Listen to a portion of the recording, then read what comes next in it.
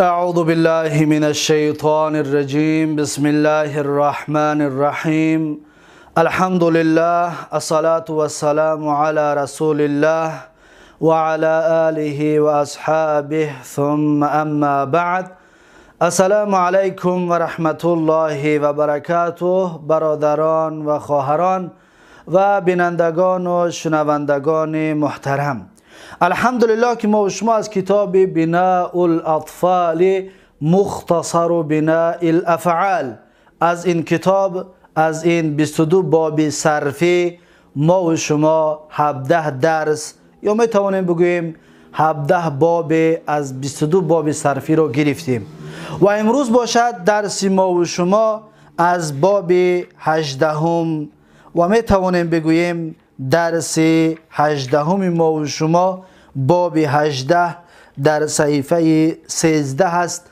هر کسی که این کتاب را دارد پس می تواند که این را ببیند که نوشته شده است در صحیفه 13 که الباب الثامن عشر، یعنی که باب 18 از 22 باب صرفی.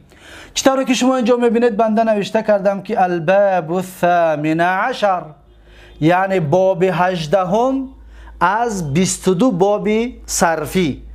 لیکن ما گفتیم 22 باب صرفی به 4 قسم تقسیم می شود که این تقسیم بندی را چند بارها تکرار میکنیم. مقصد از تکرار کردن در ذهن شما موندن و برای حفظ کردن شماست که این به 4 قسم تقسیم میشد 22 باب.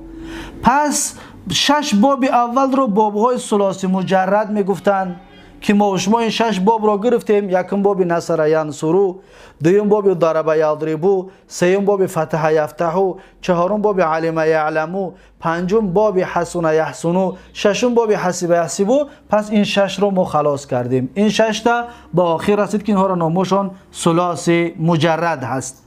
بعد از این ما و شما 12 باب دیگر رو که اونها را میگویم باب‌های ثلاثی مزید گفتیم. این 12 باب به 3 قسم تقسیم می شود. این 12 باب به 3 قسم تقسیم می شود. 3 باب اول از این 12 باب، 3 باب اول و 5 باب بعدینش و 4 باب بعد از اون که اینها به این طریق تقسیم بندی می شود. یعنی که این 3 بابی که از این 12 باب ثلاثی مزید هست در این یک حرف زیادتی است، یک حرف زیاد است و در این 5 باب باشد 2 حرف زیاد است و در این 4 باب باشد 3 حرف زیاد است. پس این 3 با 5 8 و این 4 می شود 12 و به همین طریق تقسیمات را بارها تقسیم کردیم. اکنون بیایید کلمه هایی که یک حرف، یعنی 3 بابی که یک حرفی زیاد شدگی است، اون بابی چی است؟ باب افعل. این باب ها را در ذهنتان داشته باشید. افعل و باب فعل، باب فعل و باب فاعل. برای چی فی و عین قطعی نوشتیم؟ به خاطر حرفای زایده را خوب جدا کردن. فاعل یعنی ترازو را نوشتیم. موضوع رو دیگه میدونین، اکرم، فرح، قاتل. این از همین باب است. پس این 3 باب یک حرفی زیادتی دارد. پس اون یک حرفی زیادتی کدام است؟ دقت بدید. در این باب یک حرف زیاد است. این همین حمزه در اولش است. و در این باب همچنین یک حرف زیاد است. اینجا 2 عین است. یک عینش عین زیادتی است. و در این وزن همچنین یک حرف زیاد است. این حرفی چی است؟ حرفی الف است. پس ببینید در این 3 باب یک حرفی زیادتی دارد. در این 3 باب یک حرفی زیادتی دارد. بعد از این میگذاریم به باب هایی که 2 حرفی زیادتی دارد. یکمش بابی چی است؟ این فعل، این فعل، این فعل. و دویم بابش باب افتعل. ببینید افتعل. و سوم بابش افعل،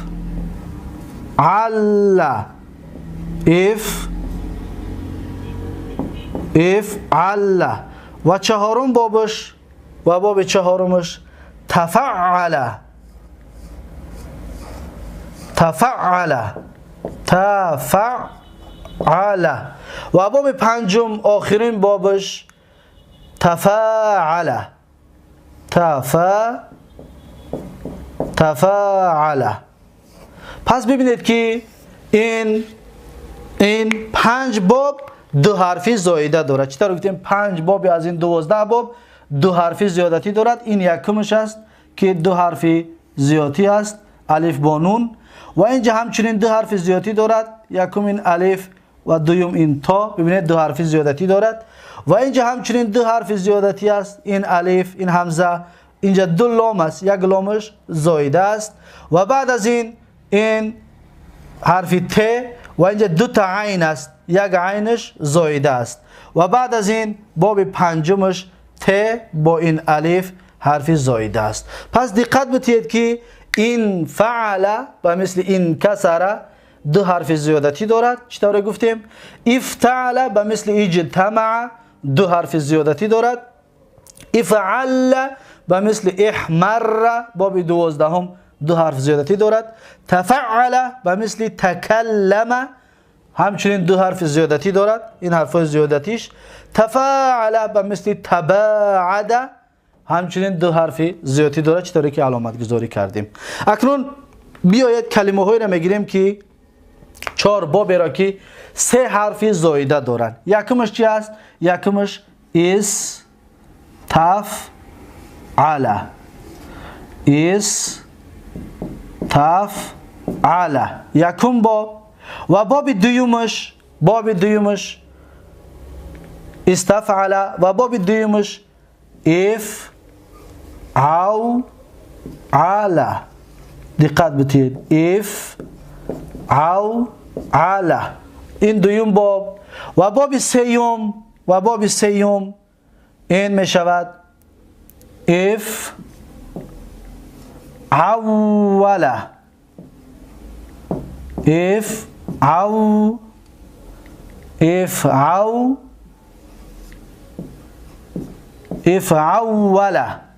و آخرین بابش همین بابی هسته که حالا میخونیمش که احمار.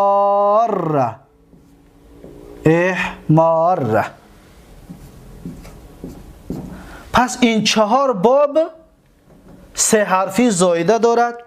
اینها را 3 تاش را ما و شما با تفصیل گرفتیم. یکمش چی بود؟ این باب 15 که این 3 حرف اولش حرفای زایده است، 3 حرف زایده دارد. پس در اول این کلمه آمدگی است. و دویم بابی که 3 حرف زایده دارد این الف است با این عین و واو، یک جای این 2 تا، این 2 تا با این 3 حرفی زایده دارد. بعد از این الف با این واو ها هر دوش یک جا. درس گذشته ما و شما که 3 حرفی زایده دارد. و درس امروزه ما و شما که این الف با این الف و یک ری دیگر در اینجا 2 تا ری است، یک ریش اصلی است و یک ریش زایده با این الف. پس همگی چند تا می شود؟ 3 تا. پس 3 حرفی زایده دارد. ما گفتیم که 4 باب 3 حرفی زایده دارد. پس این هست وزنهاشو، این هست کلمه هاش که این را در ذهنتون داشته باشید و این را فراموش نکنید. و همچنین نگفته نماند که این بابی که حالا ما و شما باب 18 از باب های ثلاثی مزید باب چند می شود؟ باب 12 آخرین بابش است. باب 12 آخرین باب ثلاثی مزید است. بعد این درس آینده ما و شما یک باب که باب رباعی مجرد است، درس آینده انشاءالله خواهیم گرفت. این درس را ساق سلامت به پایان برسانیم. پس ما و شما 6 باب ثلاثی مجرد را با 12 باب ثلاثی مزید خلاص کردیم و 4 باب دیگر میمونه، 4 درس دیگر و این کتاب هم به پایان خواهد رسید با عون و یاردمی الله تبارک و تعالی. پس اینها را شما در ذهنتون داشته باشید. حالا پاکش میکنیم به خاطر جا را برای نوشتن آماده کردن. خب این هست تقسیمات که این تقسیمات رو باید هر یک طالب علم، هر یک شخصی که میخواهد زبان عربی را خوب بداند اینها را باید در ذهنش داشته باشد. چطوری که شما دیده استودید وقتی که ما کلمه را از یک باب به باب دیگر میبریم معناش تغییر مییابد یا معنای دیگری در اون پیدا میشود.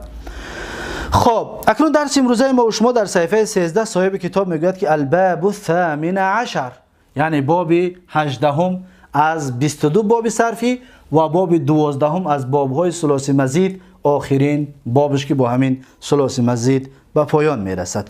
وزنه افعال یفعل، دقت بتید، افعال یفعل افعیلا. پس این ترازوی ما و شماست. افعال یفعل افعیلا ترازو است. موزونه، اکنون هم وزن این ترازوی ما احمار یحمار احمیرارن هست. احمار یعنی به درجه آخرین سرخی رسید.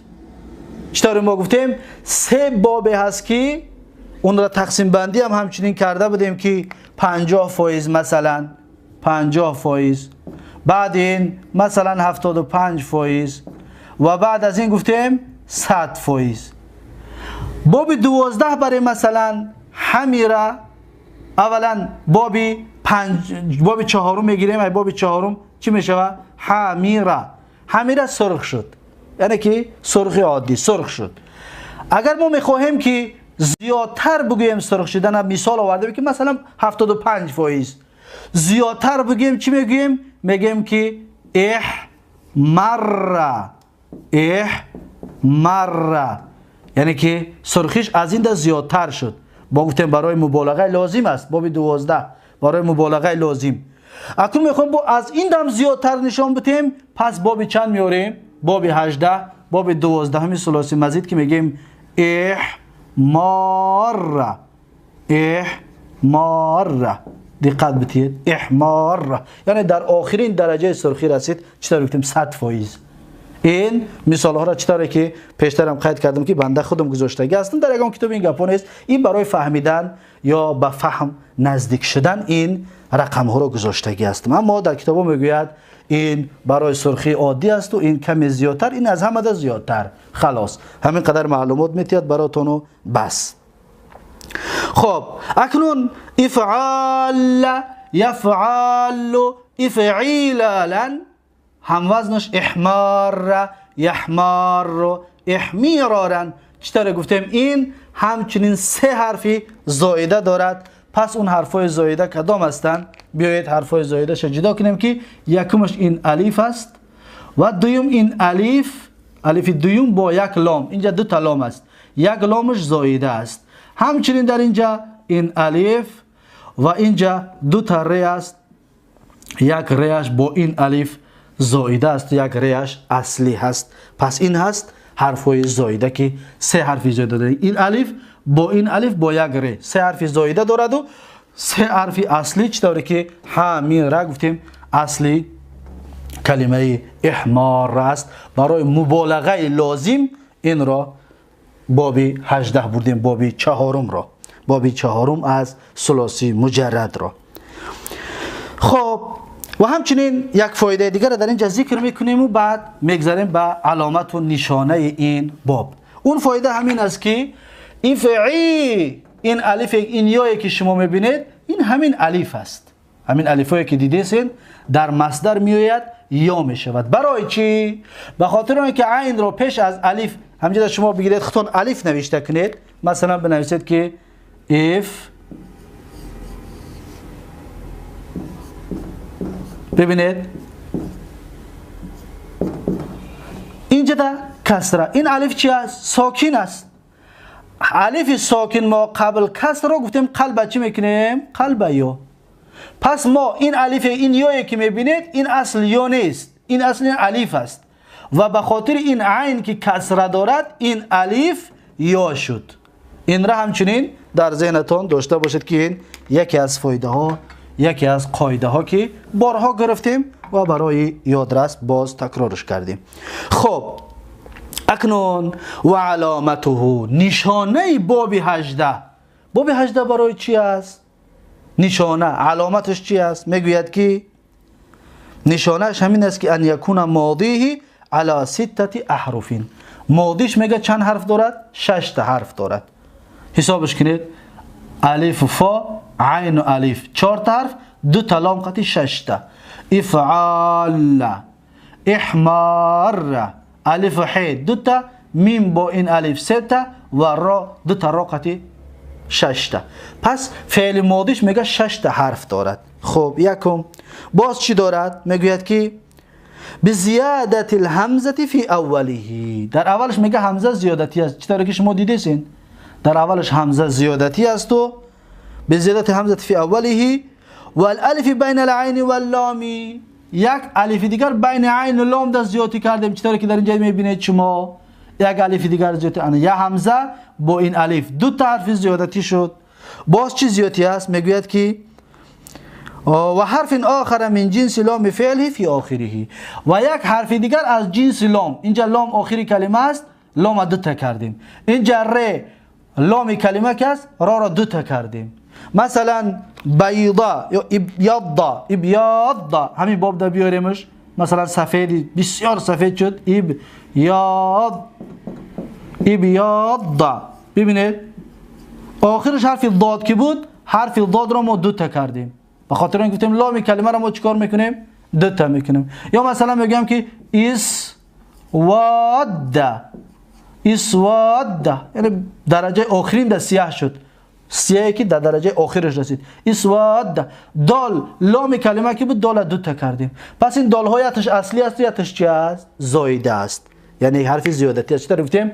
این الف همزه با این الف با یک ر زایده است. 3 حرف زیادتی دارد و 3 حرف اصلی. خب بعد از این چی میگوید؟ میگوید که و بناؤه. اکنون ساختی کلمه، ساختی باب 18 برای چی است؟ این باب 18 را برای چی ساختگی هستند؟ میگه و بناؤه للمبالغه اللازمی، برای مبالغه فعلی لازم است. چطوری که ما گفتیم مثلا حمیره، دقت بتید، حمیره زیدون، حمیره زیدون، حمیره زیدون یعنی سرخ شد زید، زید سرخ شد. این فعل لازم از خودش، فعل متعدی نیست. ببین مفعول به ندارد. حمیره زیدون یعنی که سرخ شد زید. اکنون این برای مبالغه لازم است. ما زیادترک مثلا اینجا بگیم 50% چه شد؟ 50% سرخ شد. اکنون ما میخوایم بگیم که 75% سرخ شد. چیکار میکنیم؟ میگیم که احمر. ببینید احمر زیدون، احمر زیدون یعنی 75% سرخ، یعنی سرخش زیادتر شد. اکنون بگیم که چنان سرخ شد که آخرین درجه سرخی که رسید، ما این باب میاره میگیمش که احمر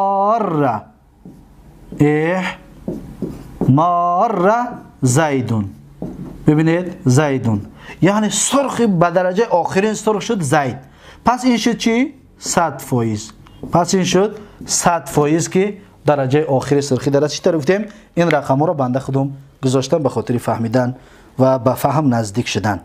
اکنون میگه که و بنا للمبالغه لازمی. ببین باب 4 بود، فعل لازمه، مفعول به ندارد. باب 12 بردیم، فعل لازمه، مفعول به ندارد، فقط برای مبالغه بود، زیادتی در سرخی. و باب 18 هم بردیم، یگان مفعول به نگرفت، همون فعل لازم است، فقط در معنا زیادتی شد که سرخیش زیادتر شد. دیدید؟ یعنی که برای مبالغه لازم که شد، یعنی همین فعل لازمه درجهش زیاد میکند، همون فعل معناش زیادتر میکند که مثلا کمتر سرخ، زیادتر سرخ، آخرین درجه سرخ. لكن هذا الباب ابلغ من باب الافعلال لانه يقال حمر زيد.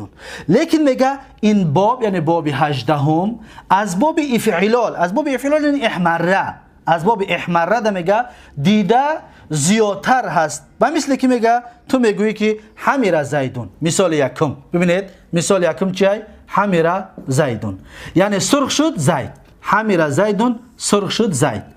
اکنون حمر زیدون میگه چیه؟ اذا کان له حمرة فی الجمله، یعنی کم سرخ شد، یعنی در عموم یا سرخی که شد، سرخ که شد، میگوی حمر زیدون یعنی زید سرخ شد. اکنون میگه و یقال و باز میگوییم دویم مثال، باز میگه دویم مثال در چی میگوییم که احمر زیدون. ببینید احمر زیدون یعنی که سرختر شد زید، سرخیش زیادتر شد. اذا کان حمرتون مبالغه میگه، وقتی که سرخی اون زیاد باشد، سرخی زیاد که شد بعد میگیم احمر، از این در زیاد، زیرا که 50% این 75 نویسیمش زیادتر. اکنون زیاد شد. باب 12 اکنون میگه و یقال احمر زیدون اذا کان له حمرتون زیادت مبالغه. وقتی که میگه مثال سوم دقت بتید، وقتی که میگه سرخی به درجه آخرش که رسید بعد میگیم احمر زیدون، یعنی که 100% یا به درجه آخر سرخی رسید که احمر یعنی صبح سرخ شد. ابیاض سفید شد. اسود یعنی که صبح سیاه شد، آخرین درجه سیاه رسید. مثلا اصفار زب زرد شد، دیدید اصفار زب زرد شد. و مثل همین دیگر رنگ ها و عیب ها و این چیزها ذکر کرده می شود در همین باب. یعنی که این باب ما و شما در باب 12 گفتیم که برای رنگ و برای عیب هست، یعنی عیوب عیب ها. پس باب 18 هم همچنین برای رنگ و عیب است، چطوری که مثال ها را برای رنگ آوردیم. و برای عیب باشد اگر میتونید شما مثال چی را بگیرید، میتونید که اعوار را بگویید.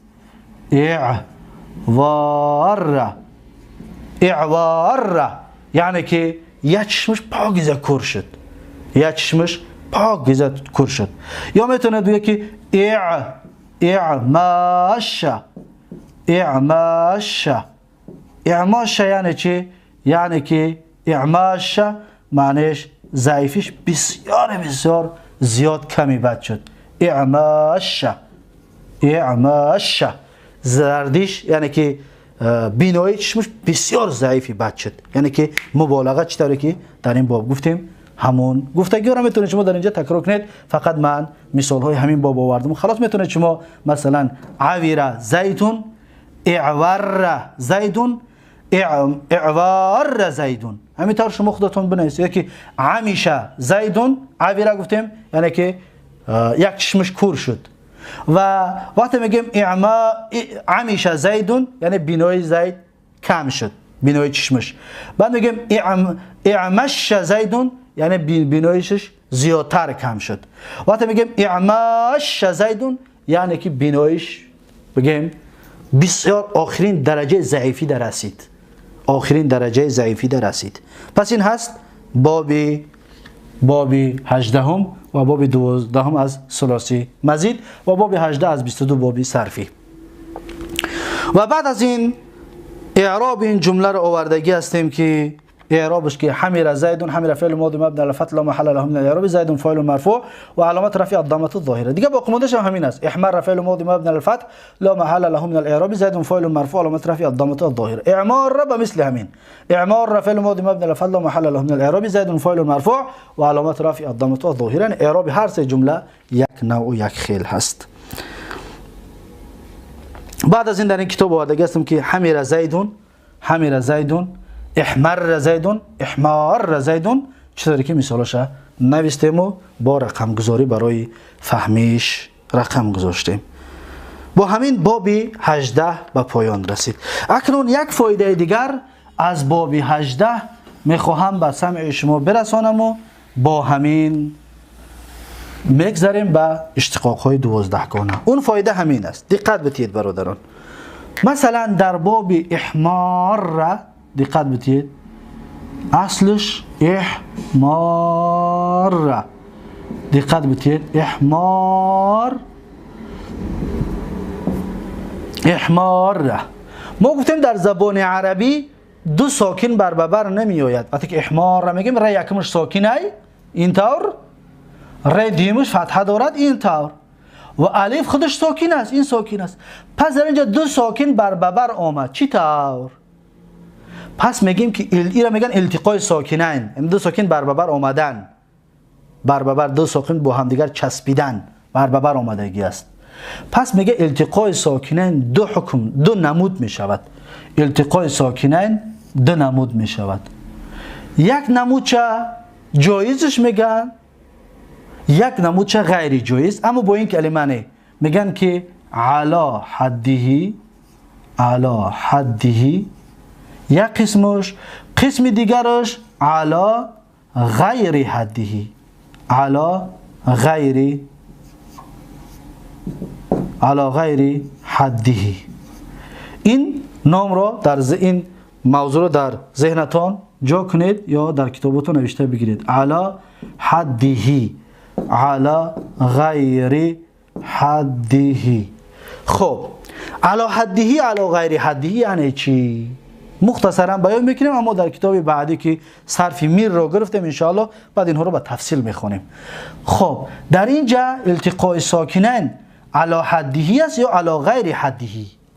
پس میگیم علا حدیه است، یعنی که اینجا علا حدیه بوده است، علا حدیه، علا غیر حدیه نیست. علا غیر حدیه باشد یا باید یتش حرکت بتیم یا یتش ادالت کنیم از بین ببریم. اما علا حدیه باشد نه می ایستد. علا حدیه شرط ها دارد، شرط دارد. شرطش چی است؟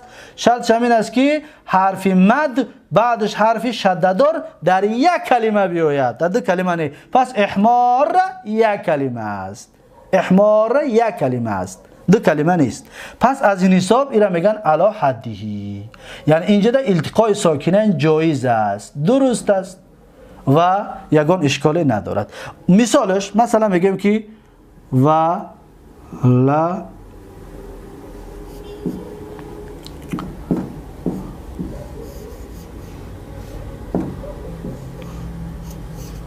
آخر سوره الحمد میگیم ولا الضالین،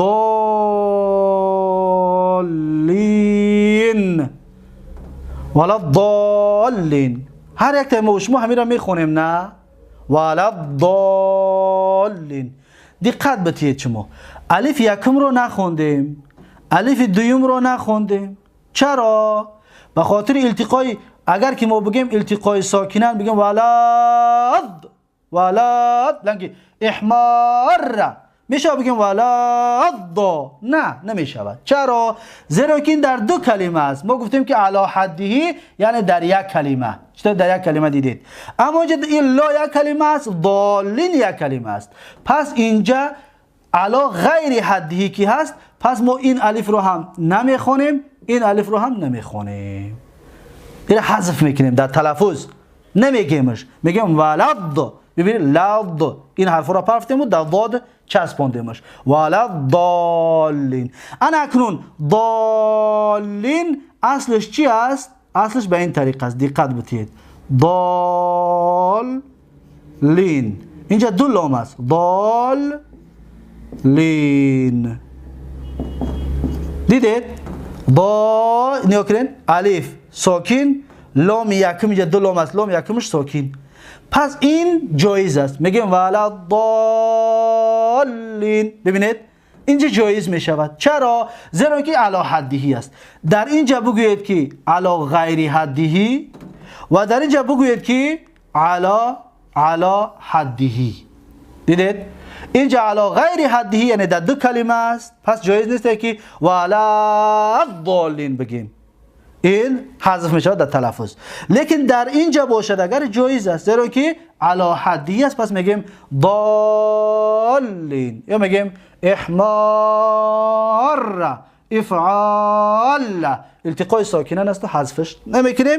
این یک معلومات مختصر درباره التقاء ساکنان در اینجا، این را در ذهنتان داشته باشید. و با همین میگذاریم به اشتقاقات و با همین میگذاریم به آن چیزی که عرب از مصدر گفتیم 12 چیز اشتقاق میکند، چطوری که در کتاب بیدان ما و شما خوانده بودیم. پس بیایید ببینیم که 12 چیز از باب 18 یا از باب 12 ثلاثی مضی چطور اشتقاق کرده میشه. ببینید یکم فعل ماضیش چی است؟ احمار، احمار. پس چه میگوییم؟ میگوییم که احمار، احمار، احمار، احمارت، احمارتا. تا اینجا 5 تا صیغه ر شده دارد. اکنون در صیغه ششم شده را میکشیم میگیم که ما. ببینید احمررنا، ری شده دار رو کشادیم احمررنا. این طریق میگیم تا آخره. احمررت، احمررتما، احمررتم، احمررتی، احمررتما، احمررتن، احمررتو، احمررنا. دیگه تا آخرش با فک ادغام میگن، یعنی ادغام شده را کشاده با دو ریقتی میگیم. 5 تا اولش با ادغام است. احمار، احمار، احمارو، احمارت، احمارتا. خلاص 5 تا به شده. باقی موندهش احماررنا، احماررت، احماررتم تا آخرش طوری که حالا گفتیم. این در فعل ماضی است. اکنون فعل مضارع ما میخوایم همین را بکنیم، یا که این را میخوایم، معذرت میخوام، فعل ماضی را میخوایم مجهول بکنیم. دقت بدید. مثلا احمار، احمار میخواهم فعل مضارعش کنم. اولین کاری که میکنیم فک ادغام میکنیم. فک ادغام یعنی که ادغام میکشویم. ببینید میگیم چی؟ احمارره، احمارره.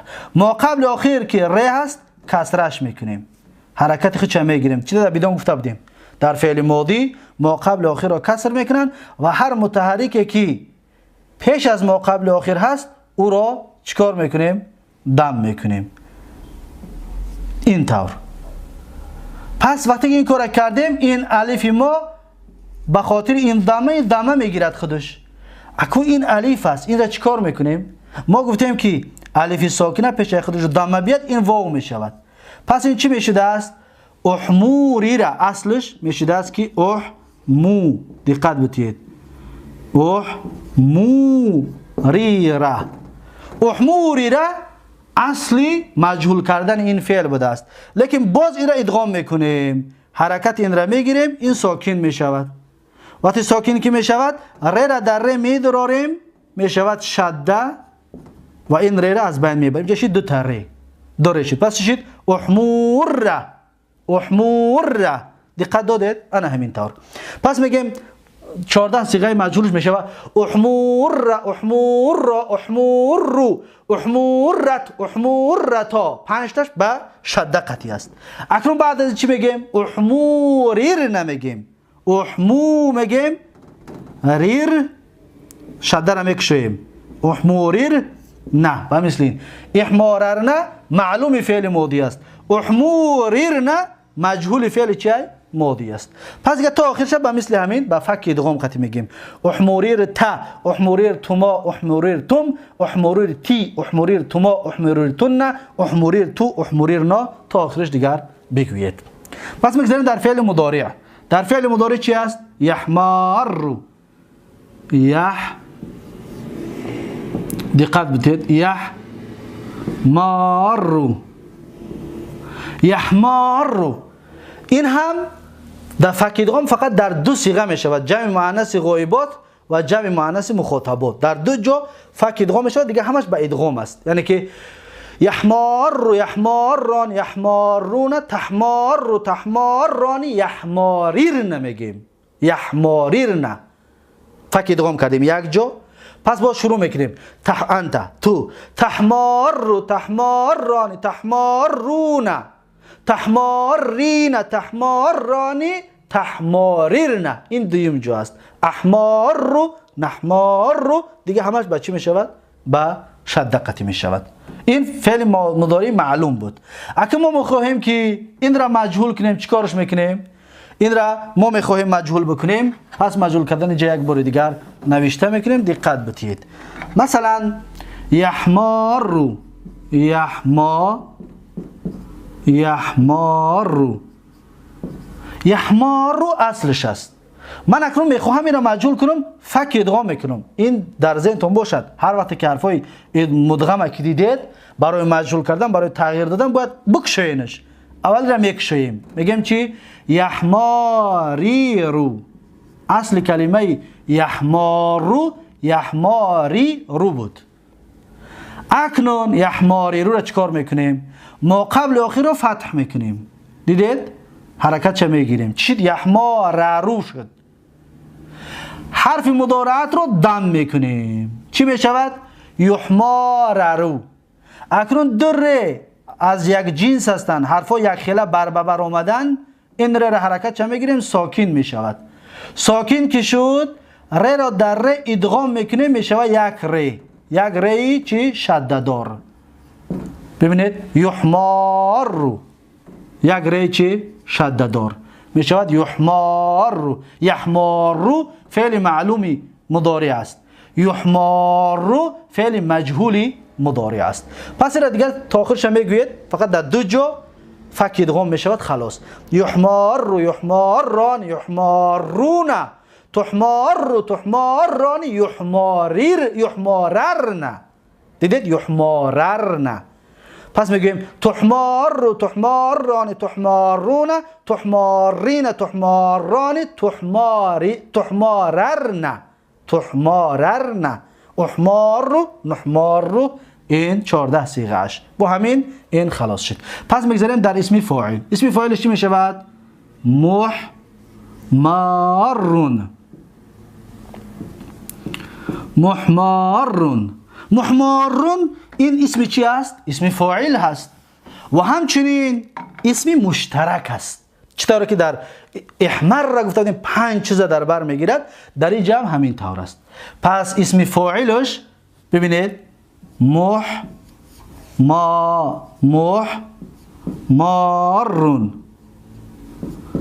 محمارون اسم فاعل است، اسم مفعول است، اسم زمان است، اسم مکان است، مصدر میمی است. 5 چیز است.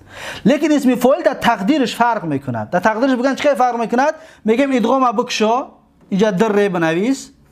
اگر بگویی که محماریرون اسم فاعل است. اگر بگویی که محماررون ر را فتحه بتی، پس اسم مشترک است، اسم مفعول، اسم زمان، اسم مکان، مصدر میمی محماررون است. لیکن ما این حرکت چه گرفتیم؟ چی فتحه باشه چی کسره گرفتیم و اینجا ادغام کردیم، حرف رو در حرف ادغام که کردیم، پس چی؟ محمارون. پس محمارون اسم مشترک است که بین 5 چیز، اسم فاعل، اسم مفعول و اسم زمان، اسم مکان و مصدر میمی. این را در ذهنتون همچنین داشته باشید. بعد از این اسم مفعول، اسم مفعول چه خیلی بیان کردیم، همین است. فعل جهد لم یحمار، لم یحمار، لم یحمار، لم یحمار، لم یحمار و مثل فعل مضارع که در دو جا فک ادغام می شود، این هم در دو جا فک ادغام می شود. دقت بدید در دفتراتون بنویسید و همچنین مجهولش کنید، لم یحمار مجهولش هم نوشته کنید. بعد فعل نفی می شود لا یحمار، لا یحمار، لا یحمار. لم یحمار یعنی سرخ نمی شود، سرخ نشد در زمان گذشته. لم یحمار سرخ نشد در زمان گذشته. لا یحمار سرخ نمی شود در زمان آینده. ترجمهش و 14 صیغه معلوم و مجهولش بنویسید. فعل امرش می شود احمار، احمار. این چندین بارها گفتیم و از بدان از فعل مضارع مخاطب بگیرید خطان چطور احمار را شد بیان کنید. احمار، احمار، احمار، احمارت، احمارت، احماریرن، احماریرن جمعی معنی شده که سرخ شوید شما زنها. احماریرن، احماریرن یعنی شما زنها سرخ شوید. از فعل مضارع مخاطب میگفتیم که تحماری رو بود اصلش. خب بعد از این چیکار میکنیم؟ بعد از این فعل نهی، فعل نهی چی میشود؟ لا تحمار، لا تحمار یعنی سرخ نشود تو زن. لا تحمار سرخ نشود تو مرد. لا تحمار سرخ نشود تو مرد. لا تحمار، لا تحمار، لا تحمار، لا تحمارت، لا تحمارت، لا تحماریرن سرخ نشود شما زنها. فک ادغام میکنیم. لا احمار، لا نحمار نه. در فعل نهی معلوم در یک جا فک ادغام میکنیم. در فعل نهی مجهول در دو جا فک ادغام میگیم که در فعل مضارع بیانش کردیم. پس اسم زمان و مکانش بیان کردیم. محمارون همچنین اسم زمان و مکان است. اسم آلت از این باب نمی آید، اسم تفضیل از این باب نمی آید.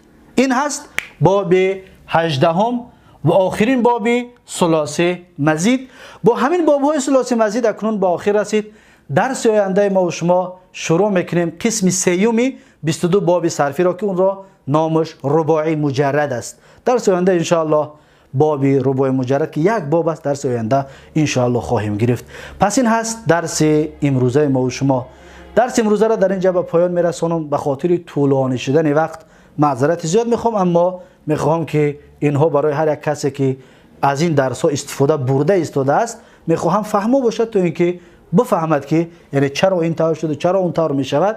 از این حساب بسیار طولانی تر هم شد. معذرت میخوام از هر کسی که وقت عزیزش را با این درس ها گرفتیم و با این درس ها مشغول گرداندیم. لیکن انشاءالله این هم عبادت است، اگر که مقصد فهمیدن قرآن و سنت و فهمیدن حق باشد، حقیقت باشد، این هم انشاءالله عبادت است. بارک الله فیکم و جزاکم الله خیرا و الله تبارک و تعالی یک و یک شما را حفظ کند و فراموش نشود که سریه های کینا و بعضی سفسطه‌گویی ساعت ها سفسطه‌گویی میکنند، 2 ساعت 3 ساعت 5 ساعت مردم گوشش میکنند. اما صبر کنید 30 دقیقه و 40 دقیقه و 50 دقیقه برای درستون اگر صرف شود، هم عبادت است، هم معلومات میگیرید، هم قدرتون بالا می شود. زیرا که انسان با علم عزتش و قدرش و شرفش بالا می شود که الله میگه هل یستوی الذین یعلمون و الذین لا یعلمون. آیا کسی میداند و نمیداند برابر است؟ نه، هیچگاه برابر نیست. هیچگاه برابر نیست. میداند بالاتر است از کسی که نمیداند. پس وقتی کدامی از شما که در این صرف شد، ان شاء الله عبادت است و سبب بالا شدن عزت و شرفتون خواهد گشت. بارک الله فیکم و جزاکم الله خیرا و السلام علیکم و رحمت الله و برکاته.